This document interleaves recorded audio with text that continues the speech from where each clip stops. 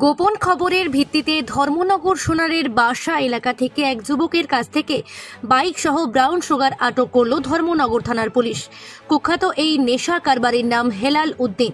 আবারও নেশা বিরোধী অভিযানে সাফল্য পেল উত্তর ত্রিপুরা জেলার ধর্মনগর থানার পুলিশ। ঘটনার বিবরণে প্রকাশ, উত্তর জেলার পুলিশ সুপারের সাদা পোশাকে স্পেশাল টিমের কাছে গোপন সূত্রের খবর আসে যে ধর্মনগর মহকুমার ভাগ্যপুর গ্রাম পঞ্চায়েতের ৫ নং ওয়ার্ডের বাসিন্দা বাবুল মিয়ার ছেলে হেলাল উদ্দিন TR02C 7383 নম্বরের পালসার বাইকে করে ব্রাউন সুগার নিয়ে যাচ্ছে। সেই খবরের উপর ভিত্তি করে উত্তর জেলা পুলিশ সুপার ভানুপদ চক্রবর্তী সাদা পোশাকের স্পেশাল দল সোনারের বাসা এলাকায় ওত পেতে বসে থাকে। সেই অভিযানে ধর্মনগর থানার পুলিশও ছিল।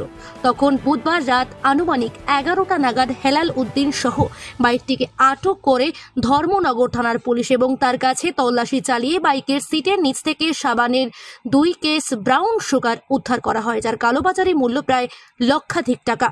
পুলিশ জানিয়েছে হেলাল উদ্দিন এর বিরুদ্ধে NDPS ধারায় মামলা নিয়ে তদন্ত শুরু করেছে। এদিকে জানা যায় হেলাল উদ্দিন নাকি দীর্ঘদিন ধরে ভাগ্যপুর ৫ নং ওয়ার্ড সহ আশপাশ এলাকায় নেশা জাতীয় ব্রাউন সুগারের রমরমা ব্যবসা চালিয়ে আসছিল। এ কাজে তাকে বাধা দিলে সে প্রাণে মারার হুমকিও দিয়েছে বলে জানা গেছে।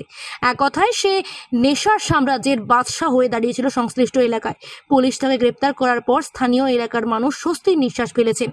এলাকার যুব সমাজকে ধ্বংস করে সে তার অট্টালিকা সম্পত্তি বানানো ছিল তার মূল লক্ষ্য। ধর্মনগর সহ ভাগ্যপুর গ্রামের মানুষ জেলা পুলিশ সুপারের এ কাজে সাধুবাদ জানাচ্ছেন।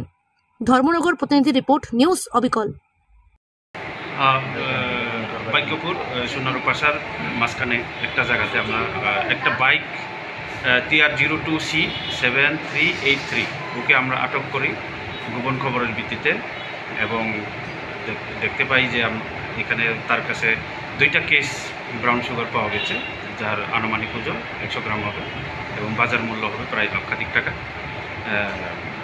তাকে ডিটেইন করা হয় এবং আমরা সিজ করে ওকে আমরা NDPS মামলায় কেস রেজিস্টার। যাকে আটক করেছে ওর নাম কি? ওর নাম হলো হেলাল উদ্দিন।